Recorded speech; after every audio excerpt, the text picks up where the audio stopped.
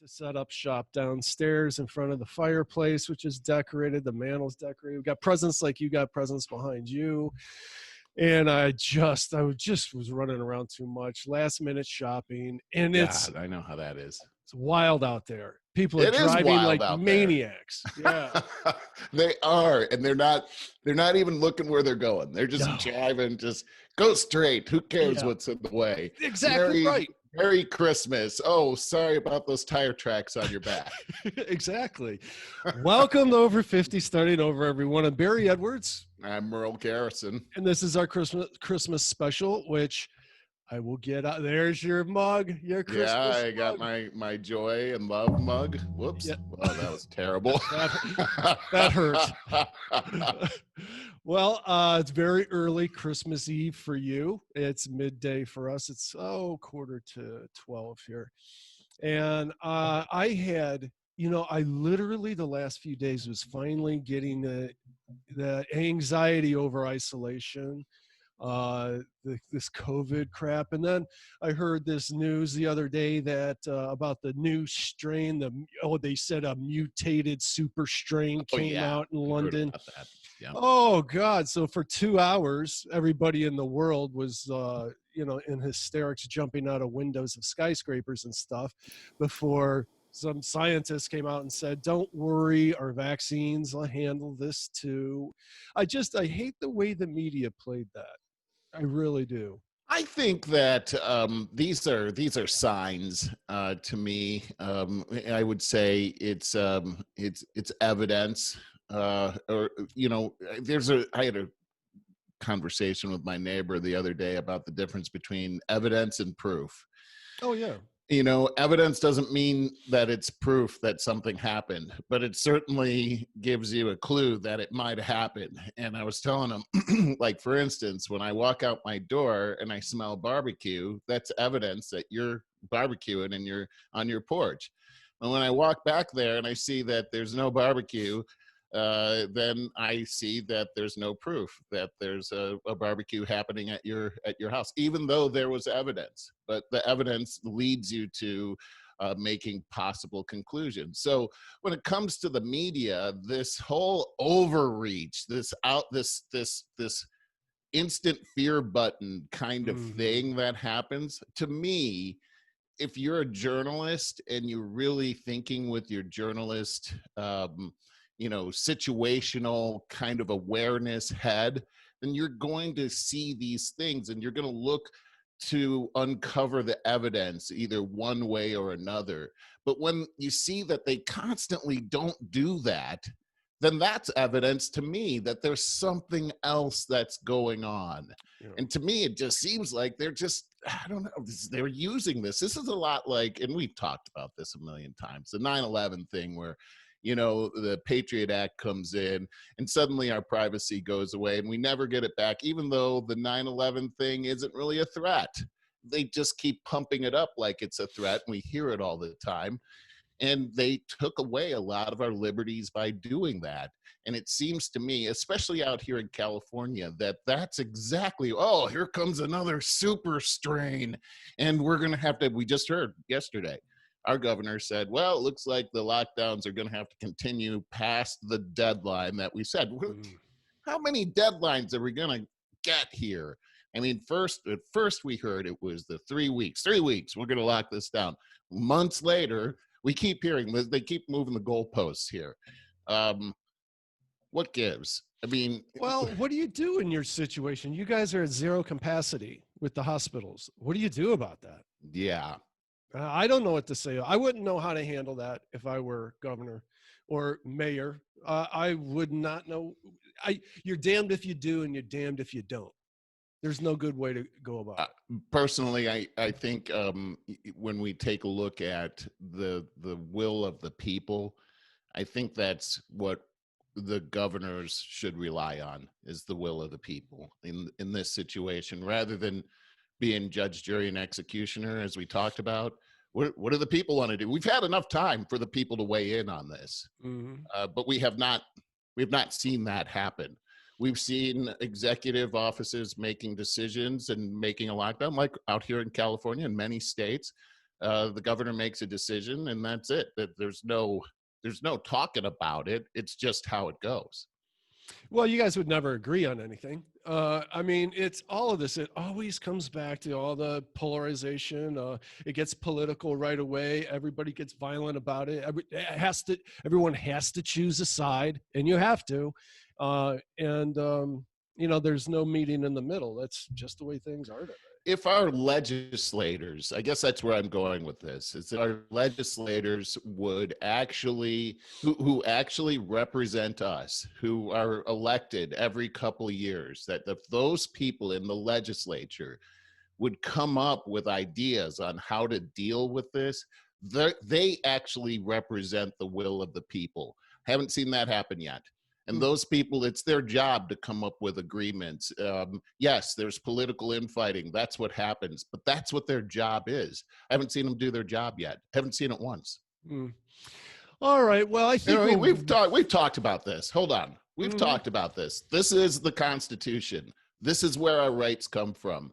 The problem is that when the media shuts down everything immediately, when there's any hint of fear, without investigating, and then the government jumps in and says, that's right, we're shutting it down, and it just smells like there's a barbecue happening. I understand, and I don't have a rebuttal to that, because like I said, I wouldn't know how to handle this if I were governor, and I really believe you're damned if you do and damned if you don't. There's not a right way to turn. I think the right way to turn is to follow our precedents and what we have established that has made the country so successful for nearly 250 years. I think that's a good precedent to go down. Yeah, but our only other precedent for a pandemic was back in like 1928, the Spanish flu. So we learned a lot from that. What did we learn? To shut down the society? I don't think we did that. Well, I really don't know. As I recall, we have always had since then, we've had like this pandemic branch of government, this a dedicated agency to it that I believe Obama did away with it, if I recall that correctly. I heard rumors about that. We're getting out on the edge of both of our knowledge here. Yeah. But the fact is that we've never actually locked down a society before as far as business goes. No one's ever done that anywhere in all of world history. It's never happened. People have been quarantined in the past that had the disease, but we've never quarantined an entire population, let alone the entire world population. It's never happened. And so I agree that it would be hard to figure out what to do. I would hate to be in that position. However, they did something 100% unprecedented. It's never been done before, and it's causing severe breakdown of society, and they're not letting up. In fact, my theory is that they're not going to give our freedoms back to us, no matter what happens with this virus, because they're already planting the seed that, okay, yep, you've got the vaccination, but you still can't go out. You got to wear your mask. You still could spread the disease. It seems to me that this is being set up to be a perpetual gimmick to steal your rights. I'm not saying that there's no virus out there. I believe there's a virus, but it seems like it's being used as a political tool and weapon against us. I guess that remains to be seen. Well, you can see it in our economy. Well, I mean, I don't know where things go. I don't know how our economy bounces back from this. I think we got a little pretty bleak right off the get-go for a Christmas Eve show, but well, there's a lot of stuff going on. Even though it's Christmas, there's a lot of crazy stuff going on that I think it's important we talk about. Well, sure, but first, here's something I do know. The Browns are now 10-4. This Sunday they play the Jets, who won their first game last week. So that's how the Jets are. This is a very well-coached team, so people are like, yeah, don't be looking past the Jets. I don't believe that this coach would let this team look past the Jets. So I'm counting that as a win. So we will be 11-4 going into the last game of the year with Pittsburgh. That's big. That is big. Bigger than you think, because Pittsburgh at the same time on Sunday will be playing the Colts, who's they're a very good team. Phillips Rivers is the quarterback now. They're a very good team, and Pittsburgh started out 11-0 and then dropped their last 3 games. They're now 11-3. Wow. We What happened? They played all The crappy wheels fell teams. off the train. There's a bit of that, but they played all crappy teams. The first 11 games, it was soft. It's a weird season where we have really good teams like in the AFC, and then a lot of really bad teams, like the whole NFC for the most part. And really? Yeah. Interesting. So I'm thinking, as weird as this year is, it seems likely that Pittsburgh's going to lose that game. And then we're going to go into the final game of the year, the big rivalry, Browns versus Steelers. They're tied up for the AFC championship, AFC North championship. Yeah, and I got goosebumps. That's the first time I've been excited about the NFL in years. Yeah, it's wow, what a season. This has been the coolest season that I can remember. What? Mm-hmm. Really? Well, okay, because the Browns haven't really had a good season in a long time. Not since we were basically in college or coming right out, Yeah. So yeah, that's a long time. So yeah, it's really exciting, and I don't know what to say. I couldn't be more excited for this. Like if that doesn't happen, if that scenario doesn't happen, I'm going to be so disappointed. It'll still be an excellent season for the Browns. They will make it to the playoffs as long as they beat the Jets. They will make it to the playoffs. Probably still would, even if they lose to the Jets.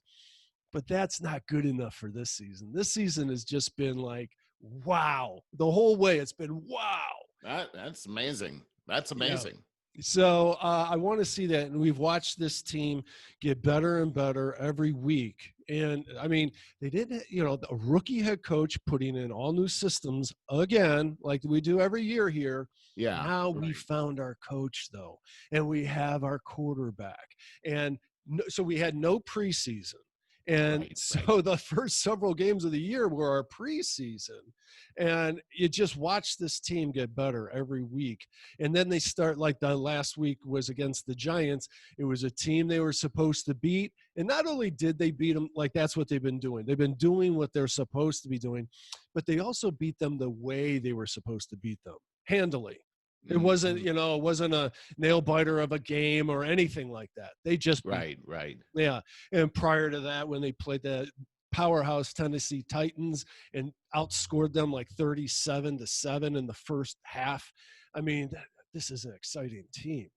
This is not a typical Browns team then. I mean, in any way whatsoever, because even when we had those good teams and they'd go in and they'd play somebody, no matter how good the team was or how bad the team was, it always seemed like that other team always had, it doesn't matter how bad they were, that other team always had a chance to win. A big chance. He never felt safe. No lead. No lead was safe. If you're up by 21. I was just about to say 21 points, you're up. You're still biting your nails. I remember Belichick when he coached the team and he cut his teeth here like so many people did, then went on to greatness. But he was up at up by 21 points against the Philadelphia Eagles, and we lost that game.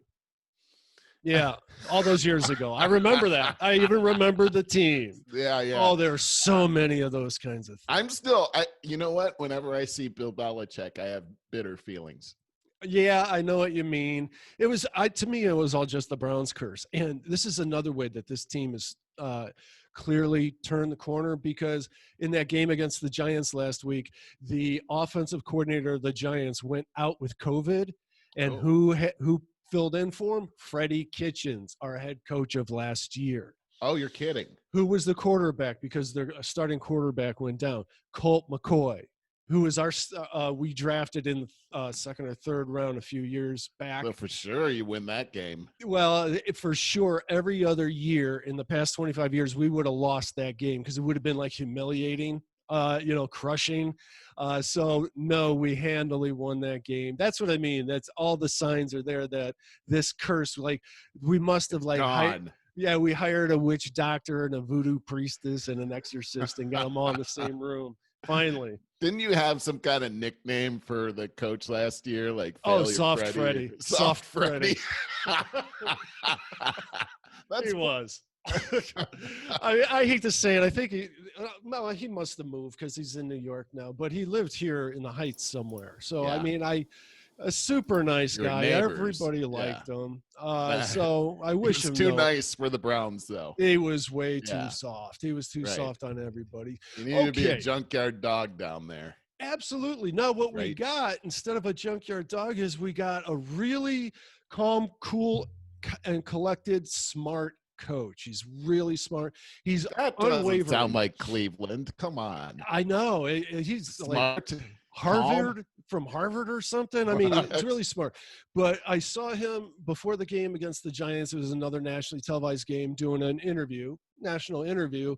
Same demeanor, always got a pleasant look on his face, answers just the way you want your coach to answer every Really? question. I Yes. go back to Bill Belichick again, and I Oh, remember when they all the fanfare about him coming in that first interview. Like, what do you think about the team, Bill? And he, well, I think that's exactly right. it was And like, he's still like that. oh no. He hates the media. He hates it. Yeah, he's terrible in an interview. No Absolutely kidding. terrible. But I saw a documentary about him and Parcells, Bill Parcells, a couple Yeah, years ago, I and like Parcells. oh yeah, absolutely, he was a disciple, and I mean Parcells was king of the hill there until Belichick kind of what's the term when you overthrow your teacher? The teacher becomes the student. That's Yes. what kind of happened, Yeah. and it was a great documentary though, and how you know Belichick snubbed him. And I forget how it happened, but he snubbed, he left Cleveland, went back under Parcells' wing. Was it with the Jets? I do believe. And then when he got the opportunity to go to the Patriots, he really jilted Parcells. Like he did a bait and switch. It was Mm, I forget how it went, but it was a bait and switch, and hmm. went to the Patriots. And so their friendship, their lifelong friendship, and everything was on the rocks for 20 years. Hmm. And then they ended up going golfing together just a few years ago, and broke the ice and everything. And it was funny because in this interview, you could see the interviewer towards the end was just trying to get them to tell each other that they loved each other. And these guys just no way. They're just man's, however you say a man's men. You know what I mean? Right, right, Yeah, right. super yeah, Can't let that toxic. pride come in there and No, yeah, but no, they almost did. They're like, yeah, he's pretty cool. Yeah, I he's like him. okay. Yeah, Yeah. yeah, Right. it was good though. It was really good. All right, so this is just a free for all today. It's our it's Christmas Eve and all that. What do you got going on today? Lisa and I we're making food. We're doing the whole spread like Thanksgiving. We're doing a whole big deal for Good for tomorrow. you. I'm going to Awesome. take pictures, going to share them. So I encourage you to do the same. What do you got going on today? Yeah, so my kids are coming over today, Cool. tonight, and we're gonna have our Christmas shindig here. It'll be kind of a little bit tamped down here because they get here. Hallie gets here a little earlier, but Brandon a little bit later, and then we have a curfew at 10 o'clock, so they got to go home. Mm. So it'll be nice though to get together, and we've got the whole house all decorated, and Anne Marie's got a menu all planned out, and so it's going to be great. We're looking forward to it. The next day on Christmas, we're going to get together with my brother and sister-in-law down the street. Another very short, kind of quick thing, and then that's it, and then on to the weekend. How Well, about? Yeah, I I mean, think you're making the most of it. Now here we're in lockdown mode. My mom did want to get together with my brother and sister-in-law and us two, the five of us. And Lisa said, she's like, I don't think it's a good idea. She goes, we're almost on the other side of this and things are really bad. We couldn't live with ourselves if something yeah, happened. We couldn't. I know what you mean. It's a tough thing, especially when you have people that are elderly or Hmm. they are the high risk people. You have to be careful. I know the kids, they live with their great grandfather, and he's 100 years old. So we're Mm, real conscious of wow. that kind of thing. We don't want anything to happen, because he's on the list, and We're just, be very careful about that kind of stuff. And that's the thing, like Lisa said, we're almost on the other side of this. These vaccines are coming out. My buddy Dan is getting his because he's a firefighter. He's getting his right. December 30th. Yeah. So that's kind of cool. Happy about that. But it's not until the elderly get it am I going to breathe any easier. Yeah, it seems to me like they're the ones that we really need to focus on here. Yeah, absolutely. So that's that. I'm going to see my mom on Saturday, solo, very socially distanced. I'll be wearing a mask, the whole 9 yards. I'm not taking any chances, but to share food and everything at a table, just, I can't do that right now. I can. Yeah, it's a tough thing. I mean, I know the whole social distancing thing. It's a unprecedented time. I mean, whoever thought that, it's Christmas time, let's social distance and wear a mask. I mean, if you would have heard that a couple of years ago, you would have thought, what are you talking about? But 1 year ago. Even last Christmas. Yeah. It's been almost a year that we've been in this. Merle, we were coming home from Florida on March 6th, only just barely hearing about this stuff, COVID. It was really started up in the news quite a bit while we were in Florida. And, there's a few people on the plane ride home, a few people were wearing masks, and we're like, snickering about it a bit to ourselves, talking about it. Like, can you believe this? 1 week later, Merle, 1 week to that day, we were in lockdown. Isn't that crazy about the masks? How we used to, and you see, at any time you saw somebody wearing a mask, you were almost like, "What the heck? I can't believe that guy's wearing a mask." Really? Yeah. And there'd always be that one person on the plane wearing a mask, and you see him, and you're like, you're looking at your ticket, and you're like, "Oh God, I hope I don't have to sit next to that person." Right. But, maybe we could take a page out of Japan's book, where they're a very cooperative society, and it's a very moralistic society where if someone has a cold, they'll go around wearing a mask and they're accepted. Maybe we can learn some kind of better behavior tricks in that regard. But I don't know. We're such a diverse and what do I want to say? Spread out society. Everybody's different in different parts of the country and all that. God only knows. We're going to go right back to being cowboys again as soon as we're on the other side of this. Well, you look at Japan too, and you just look at, like, I was looking at these videos one day of them taking the train system in the Japan or the Tokyo area. I wouldn't last a minute over there. Why? Oh my God. I mean, these people are so pressed together. Oh, I mean, there's no social distancing. I mean, if you should see them on a train. I saw this one video, Barry, where I don't know how many times you've had this experience, but when I lived in Chicago, I took the L every day to work, and then the train would show up, and a lot of times that train would be pretty full, and there'd be a whole bunch of people that want to get on the train, and so you just start mindlessly walking into the train. Doesn't matter if anybody's in front of you. You pretend you don't see them. You're like a robot. And people will just move out of your way, and then you get in there and you're all like this. Wow. In Japan, it's 100 times worse. When that train pulls up, people are trying to go in and they can't fit in. They have people out there that are like pushing people into the train and jamming them in there so that they can all fit inside. They hired people to push and jam and seal that train up. Yeah. And then they're in there for God only knows how long. I saw this one where this woman had this headband thing. She was up against the wall, and there was a suction cup on the back of this headband. And what she did was she put her head back there so that she could just fall asleep on the train with her head, so it wouldn't. Wow.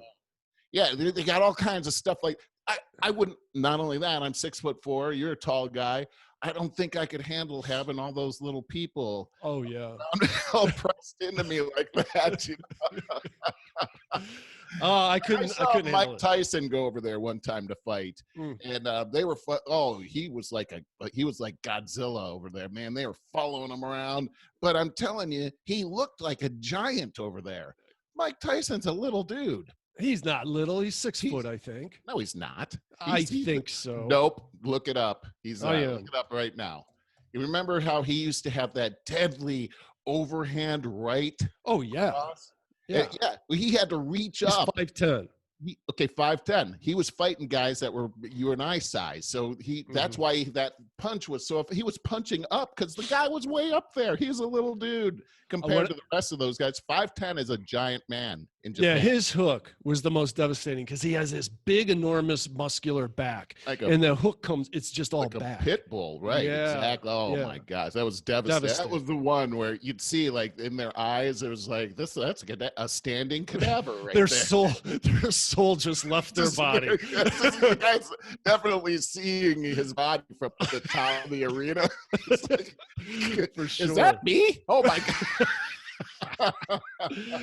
All right. So, do we have current events we need to talk about? I do think so. Yeah, as a matter of fact, we do. And the big deal now is the stimulus package that just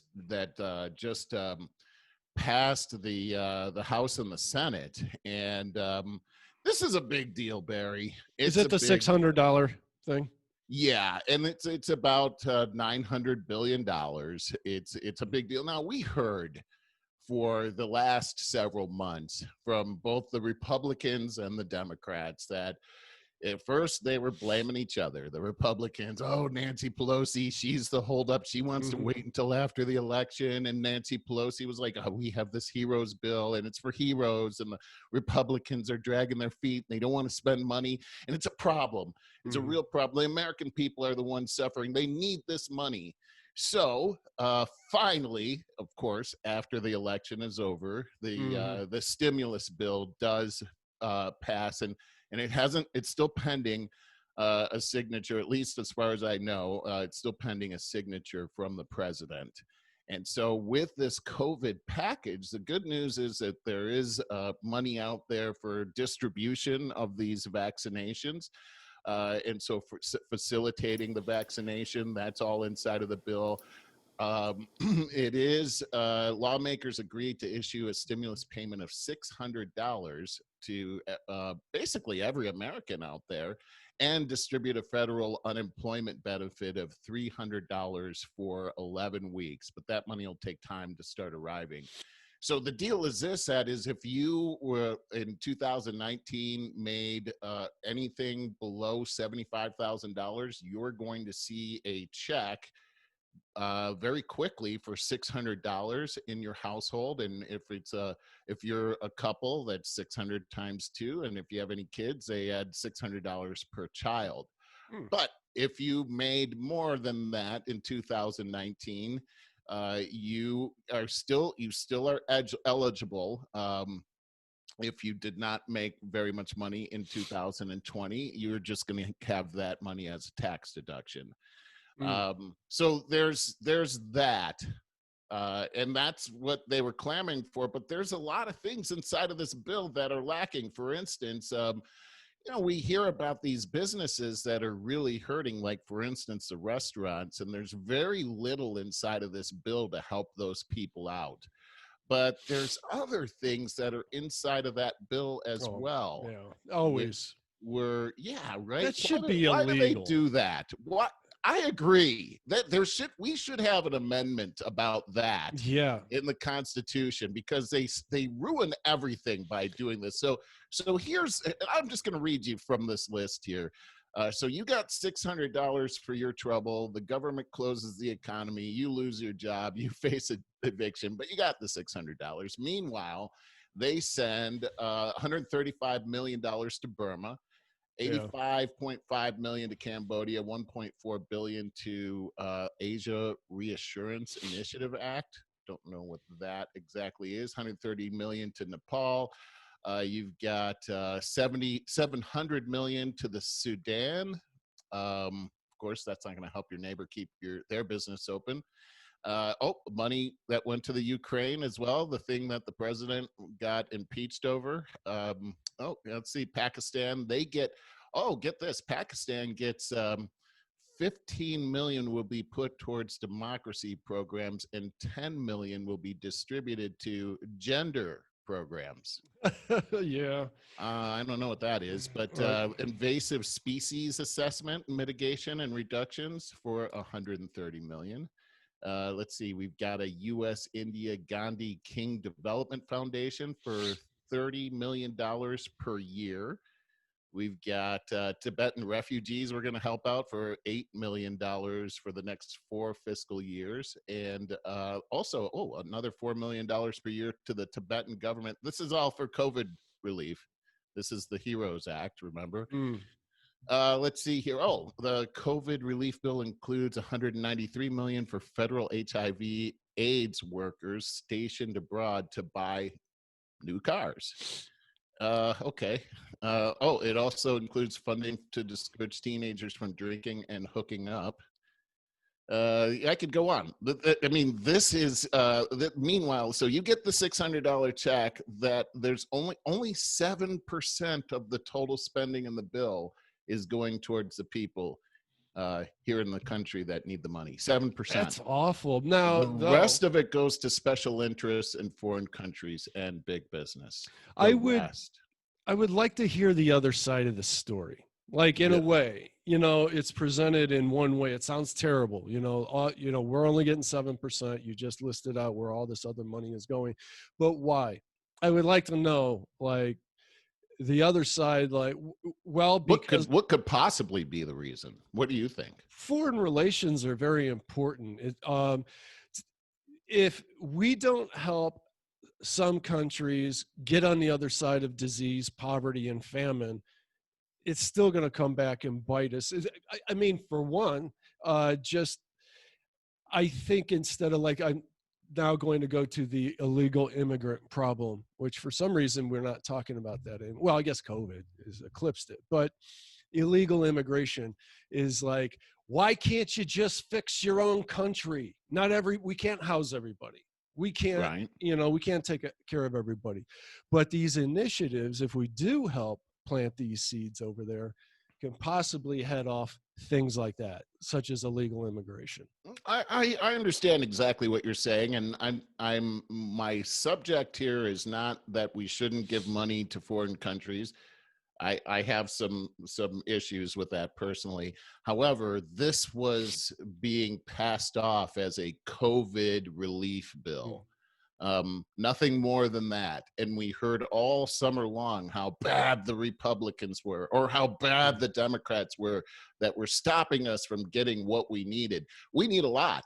There's no doubt about it. But it seems to me that if we're going to fix a situation here in the United States that's affecting the American people, then 100% of the bill that we're actually trying to fix the people with would go towards that, especially when it's being marketed and being advertised by our government as this is how we fix the COVID problem. And then you throw in all of these foreign countries that have absolutely nothing to do with the situation that they advertise to us. This seems to me to be a lot like when I worked at that amusement park, when I would say, hey, we're running a daily double special, one of my choice and one of yours.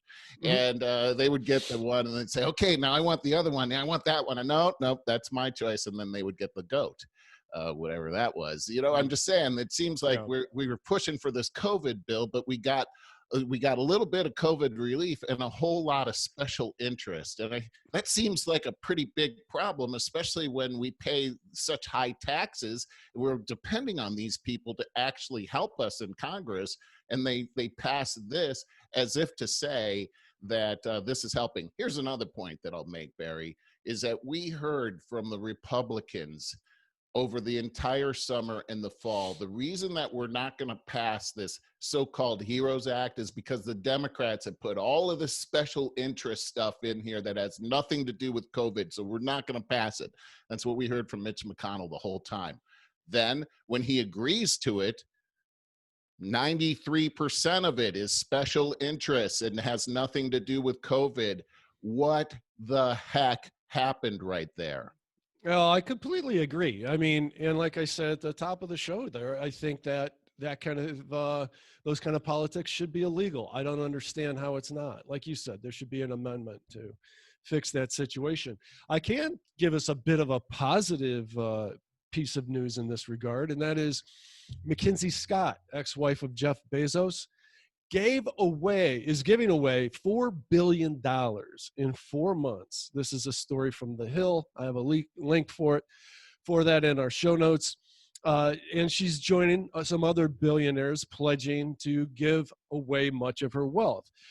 She revealed that she donated the $4 billion in the last 4 months. Scott remains the 18th richest person in the world with a net worth of $60 billion, according to Bloomberg Billionaires Index. Okay, she's a best-selling author, and let's see. A year after Scott, 18th richest person, signed under a pledge, she announced she had donated 1.7 billion to 116 nonprofit organizations, and then an additional almost 4.2 billion in gifts to 384 organizations across all 50 states. So she is, in addition to being an award-winning author, she is also a major shareholder of Amazon, which had a revenue of $281 billion in 2019. Boy, these tech companies like Amazon and Apple and Google and Facebook, they just are raking in the money from all of us. But it is really nice to know that some of these highfalutin billionaires are putting it to good use. Yep. No, I couldn't agree more with that. That it's good to hear that that's happening, and that's where I'll end it as far as the Bezos goes. I'm not a big fan of them, but I do think that that's pretty cool. My big problem has to do with what Jeff Bezos doing with the Washington Post and all of that money that he has. I think it's a shame, but I do like that his ex-wife is donating money. It's probably a drop in the bucket for her compared to the amount this guy's making jack big time. Yeah. Who knows what their divorce agreement must have been like. I do want to segue this whole thing into my constitutional talk here, because what we're looking at is, as you mentioned, foreign relations and being able to provide for foreign relations. Although this bill was not under the guise of foreign relations, it was supposed to be under COVID. And what about all these other places where we're giving money for gender research or propping up democracies in other places? What does the Constitution say about that? We have a lot of taxes that are going into this, and the taxes, as we know from our constitutional talk, can only be raised by the legislature. And so it's just this phenomenon of these stimulus packages that we've seen over the last decade or so have been really crazy. Because I mean, we're talking trillions of dollars here, Barry. $1 trillion is a phenomenal amount of money that we can't even fathom. I heard this thing that a billion seconds ago, Ronald Reagan was the president. A billion minutes ago, Jesus Christ walked the earth, and a billion hours ago, we were living in caves. That's just a billion. Right. It's trying to imagine, a million billion is a trillion. How do you wrap Think of it as around 999 million. I know. Like, how do you wrap your billion? I meant billion. Yeah, yes, you're right. How do you wrap your head? You can't. And so these are, when you're passing a $900 billion stimulus package, or earlier this year we had like a $2.1 trillion stimulus package. We had the TARP bailout with the Bush administration. That was another $1 trillion. I mean, trillions and trillions of dollars. Our federal deficit right now is $27 trillion. Our GDP is less than $20 trillion. So even if we gave every dollar made this year into paying off our debt, it would only make a dent in it. That's what so we have runaway spending that's happening right here, and it's all under the guise of the legislature. Last week we talked about the House and how they represent the people and how closely they represent us, being elected every 2 years, and the fact that they are the ones that are making the laws, and those laws are the ones that we live by. That it controls our society, and it actually dictates how our rights are protected. This is very important. This week we're going to talk about the Senate. And so it's really interesting, Barry, in Article 1 of the Constitution, because it separates the legislature into two different houses. You've got the House with 435 members, and then you have the Senate with 100 members, and they work together to provide laws. The interesting thing is how the founders envisioned this. They didn't want just one house to decide everything that was from the people, because they felt like our rights stem not only from the people, but also from the local and state government. So there has to be a way to have checks and balances between the state and local government and the people. So what they did was they developed this system to really balance things out, because the people themselves, like you and me, we're always going to want things. Like if you imagine we're kids in a house, mom and dad, we want all this candy, well, mom and dad are going to be like, well, you can have some candy, which is like, we can't just have candy all the time because it's not good for you. So you've got this situation, like the people, we want all this stuff, but sometimes from a state perspective, sometimes that stuff isn't good. So we have to balance that out between, somewhere in between is what's right. So that's how our government is set up. It's the House, which represents the people, and then the Senate, which is supposed to represent the state. Now, things changed a little bit at the beginning of the 1900s, and I'll explain how this changed and how that actually equates to where we are today and how we get these gigantic stimulus bills. You see, let's just kind of get into some of the things, and I'll explain in a minute. So unlike the House of Representatives, you have senators that they've got to be 30 years old, House of Representatives, 25. They have to be 9 years a citizen, House of Representatives, 7 years. They actually have a 6-year term, House of Representatives, a 2-year term. And of course, they must live in the state that they're representing, just like the House has to live in the territory that they're representing, or the district that they're representing. Now, keep in mind that the states created the federal government, so they were concerned about having control. Remember that whole taxation without representation. It's very important to the founders and to the concept of the Constitution that you have local representation, people that actually live in the plight that you're in.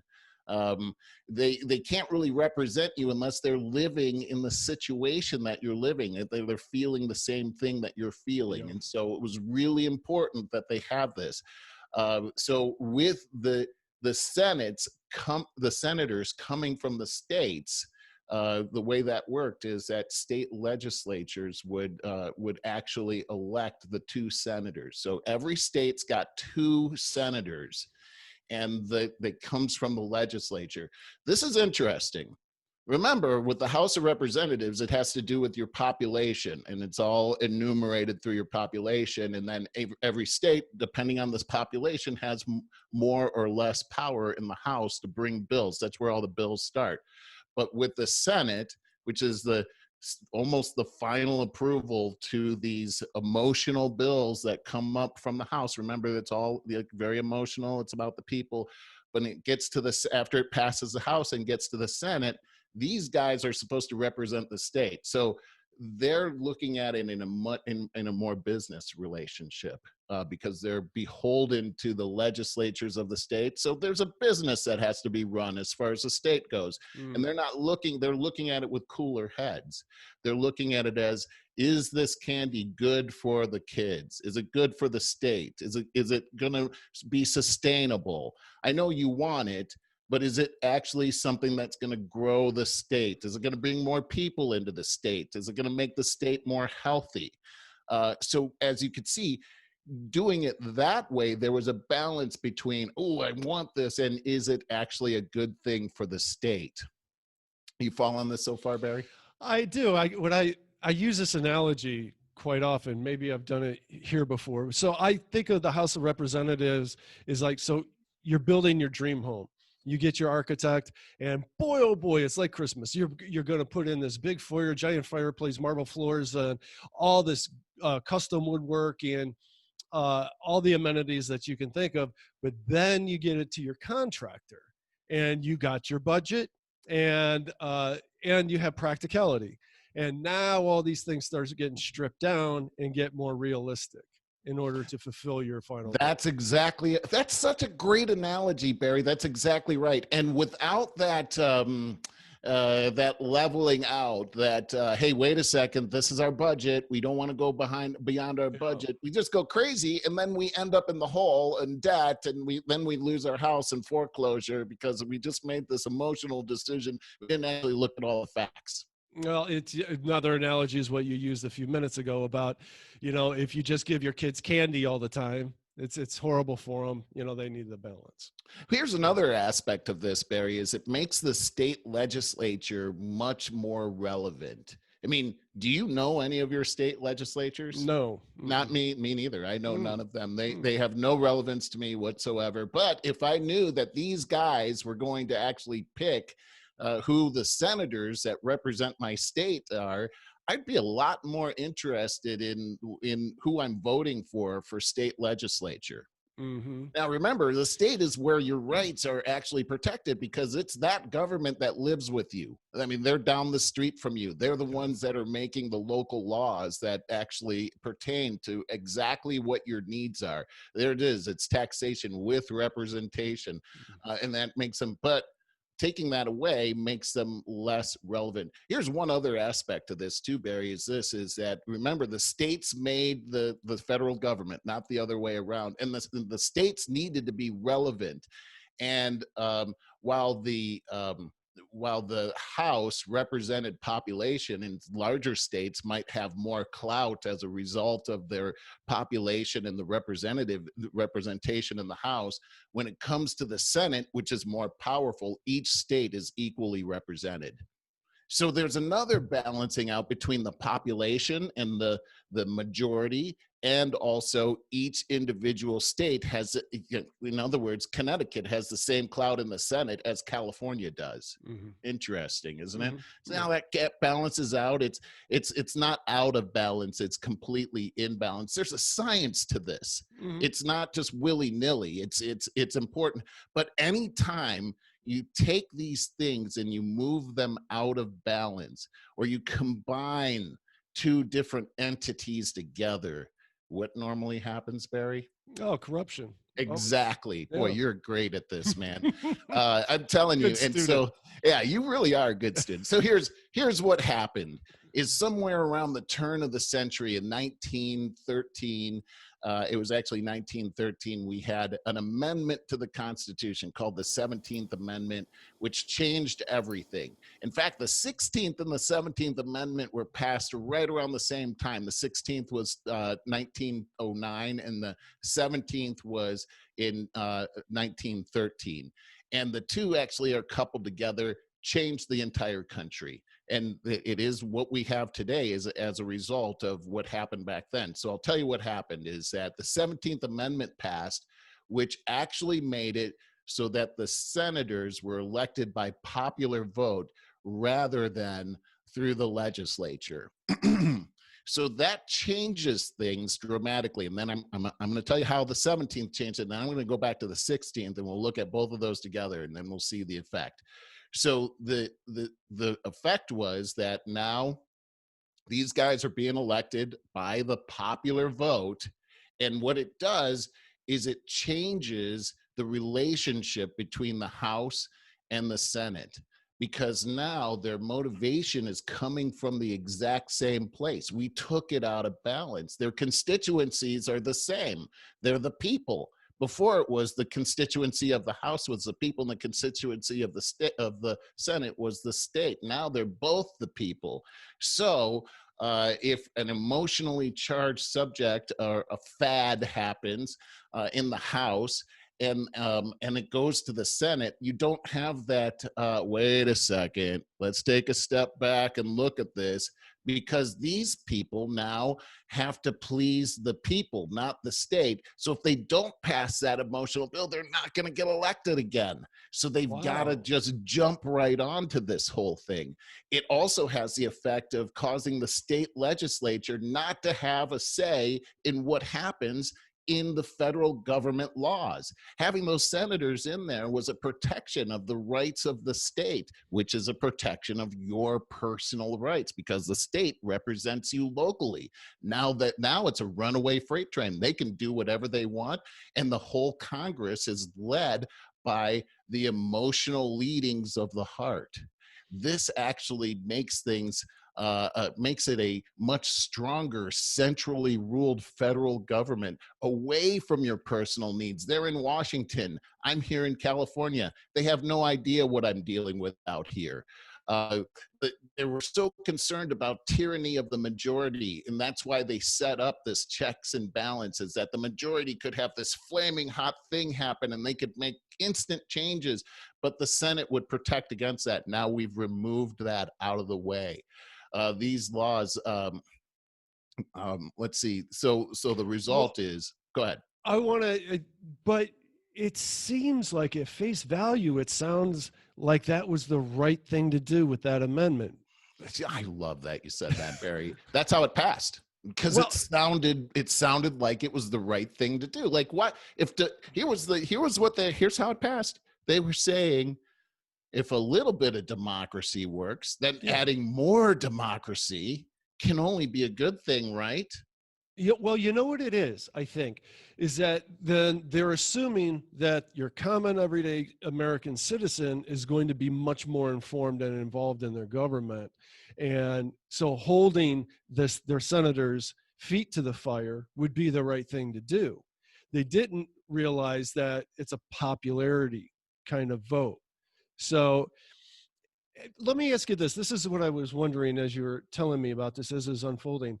So I see that they passed that amendment with the best of intentions, because you would think, well, if the legislators are appointing senators, that's going to be corruption. They're going to get bought off within the government, you know? You're really good, Barry, because that's exactly how they were selling this. Is they were saying that the legislatures are corrupt, and they're actually being bought off by these politicians that want to be senators. You'd believe And that in a minute, and sure. and also they were saying, look, even these state legislatures are even having a hard time appointing senators and electing senators, and so you had that going on as well. And so certainly wasn't a perfect situation, Hmm. and it was easy for them to shoot holes in it. Let me kind of go back and tell you something else that happened a couple years before this happened. Was the 16th Amendment passed? Mm. The 16th Amendment is the one that changed how Congress can collect taxes. And what it says in the 16th Amendment is that Congress can pretty much collect taxes for whatever they want to collect taxes for. Here, I'm just going to read it. It's a really short one. It says that Congress shall have power to lay and collect taxes on income from whatever source derived, without apportionment among Mm. several states, and without regard to any census or enumeration. You see, this is income tax. Didn't happen until 1909. We didn't have an income tax system. Our taxes were from the federal government went to the states, and the states were taxed by the federal government according to the population. And then the states actually were responsible for collecting tax, but it wasn't on income. There's a lot to do here, but basically, I'll shorten it and say this: with the two amendments, this gave Congress the power to not only take as much money as they wanted for any kind of special interest that they had, but you had a runaway freight train with the 17th Amendment, with special interests being opening up a floodgate, because now whatever special interest bubbled up as like a fad, oh, we need to have this now, it would just go through the Senate like butter. They wouldn't be trying to hold up against that. And even if the president stood against it, they could override the president's veto with a 2/3 vote, and it goes into law. And as a result of that, it changed our entire country. Our country started to become more of a welfare state. We started to see things like Social Security. We started to see income tax a few years later during World War II being automatically appropriated from your check, so that you never even saw it at any time. And here's an interesting thing about that is if they take the money before you get it, it's like you never even had it, and therefore you're not trying to account for it. What happened to that money? What did they spend it on? Why do they need so much? It just goes away. Sometimes you don't even notice it. We started seeing things like Medicare, Medicaid, money for illegals, money to foreign governments. Why would states want to do this? That's a good question, Barry. We talked about the foreign governments and being able to help with foreign governments. But when we look at the Constitution and we look at the common defense and the welfare of the people, it doesn't actually provide a way for Congress to collect money to give to foreign governments. And from a state perspective, why would a state legislature be interested in giving money to a foreign government? But this is a check that was there before with the senators, but because they're beholden to the state. But now, since the senators are more beholden to lobbyists and special interests and to whatever the federal government decides that they want to do, there's no check against that at all. Stimulus packages now become a part of it. And we can now vote to get however much money that we want to get. And so the problem with that becomes this, and I'm just going to end it right here. There's a famous quote by Alexander Fraser Tytler, and you've probably heard this before. It says, a democracy cannot exist as a permanent form of government. It can only exist until the voters discover that they can vote themselves largesse from the public treasury. From that moment on, the majority always votes for the candidates promising the most benefits from the public treasury, with the result that a democracy always collapses over the loose financial policy, always followed by a dictatorship. The average age of the world's greatest civilizations has been 200 years. Mm-hmm. These nations have progressed through this sequence, from bondage to spiritual faith, from spiritual faith to great courage, from courage to liberty, from liberty to abundance, from abundance to selfishness, from selfishness to apathy, from apathy to dependence, from dependence back into bondage. This was written around 1800. Yeah, I remember reading that.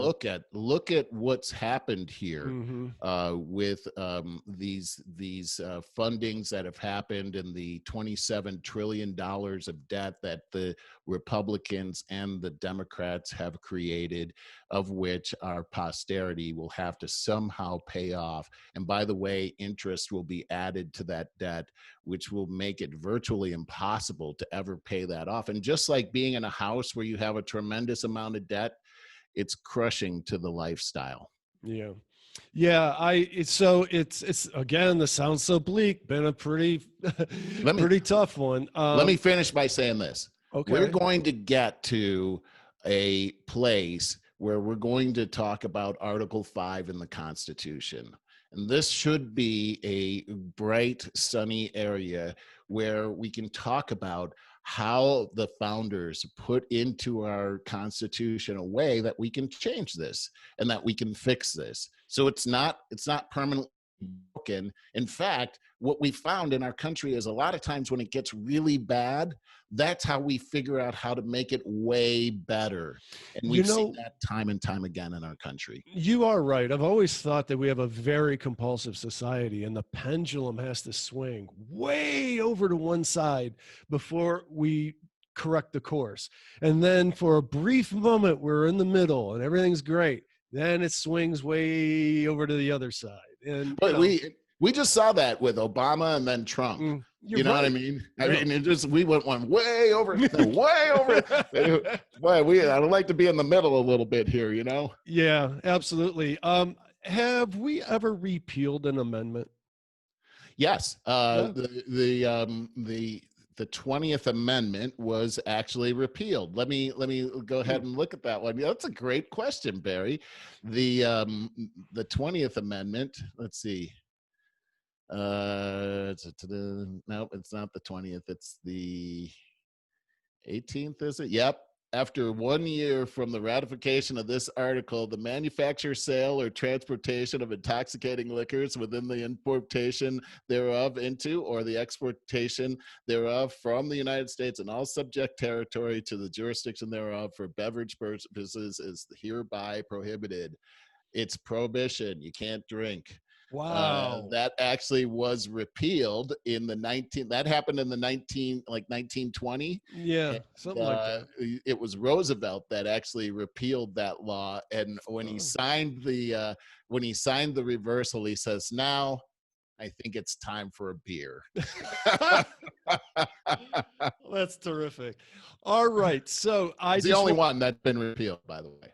That's interesting because obviously I asked that because it was at 15 and 16th Amendment. 16 and 17, yes. Yeah. And those can be repealed and we can turn them back into what we want. And I've got a whole lesson on things that we would want to repeal and change to fix this country. So those are all coming up. Good. I can't wait to hear that, to be quite honest. I was kind of thinking, so it was about 1913, I think 1909 and then 1913. Correct. Is when that's when we laid the groundwork to become what we ran away from. Boy, was that ever well said.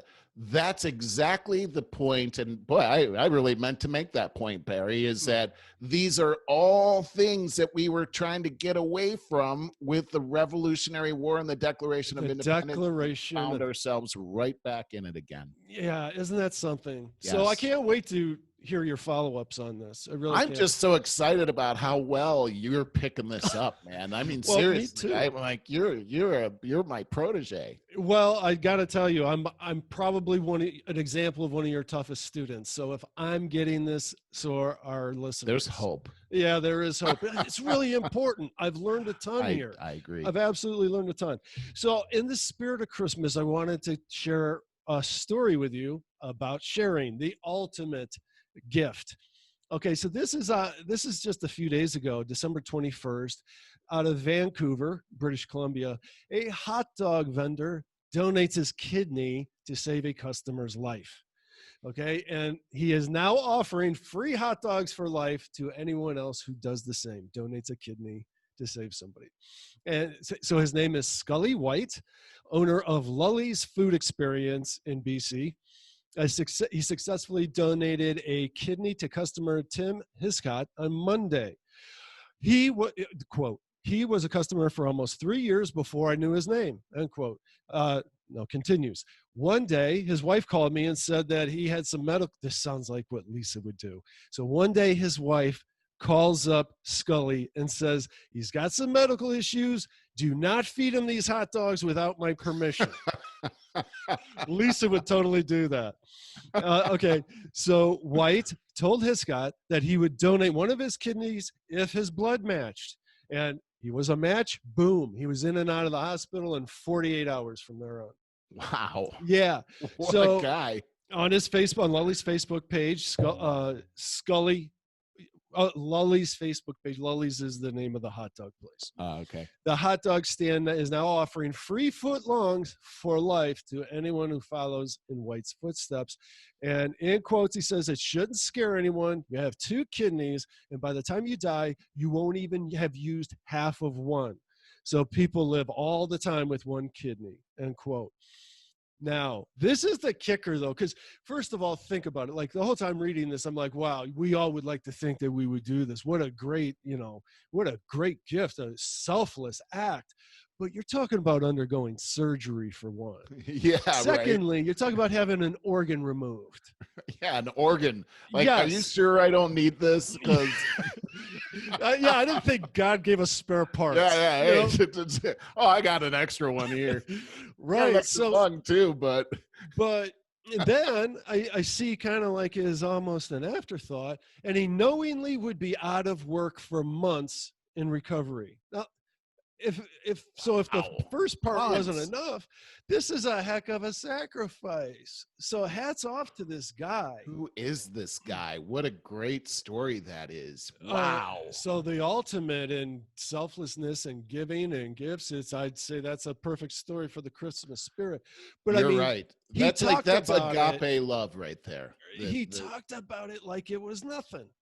I mean, it's a huge sacrifice. it is. It is. I mean, Yeah. seriously, like that's a what a great story. Yeah, Thanks for finding that story. sure. Another minor one. Again, in Ohio, someone leaves a $5,600 tip. And this is in Toledo, I believe. Was it Jeff Bezos' wife? No, it was not. But in the spirit of giving, yeah, I'm sharing these stories. So this was just a few days ago as well. Staff at a restaurant in Ohio received an unexpected Christmas bonus from a customer. The guest who asked to remain anonymous, that's a true act of selflessness. That is true. Yes, was dining at, if I say it right, Soak Mediterranean Kitchen and Bar in Toledo on December 12th, when he left a $5,600 tip. And quotes, the chef says, "This really happened. Last night, one of our guests left $5,600 to be given to all of our staff, whether they were working that shift or not. It meant that each of our 28 staff members received a $200 tip just in time for Christmas." Wow. You know, people that have the means that are doing these acts of kindness during this incredibly challenging time, I think it needs to be, we need to hear about it. We need to talk about it. We need Should to be share it. celebrated, right? It should be celebrated. Yes. Correct. Yep, I agree. Okay, so that is the show, Merle. You have any parting words for us on this? I just want to Christmas say Eve? Merry Christmas to one and all during this season. This is, I know it's been a tough year this year for a lot of people out there, but the season actually is a season of hope, and that with God, nothing is impossible. Whatever situation that you're dealing with right now, God can fix that situation, as evidenced by the virgin birth at Christmas time. If God can do that, he can fix your situation. Have hope, enjoy your family, love one another, and be safe. Thank you, Merle. Perfect parting words. Love you guys. Love you, buddy, and have a great Christmas.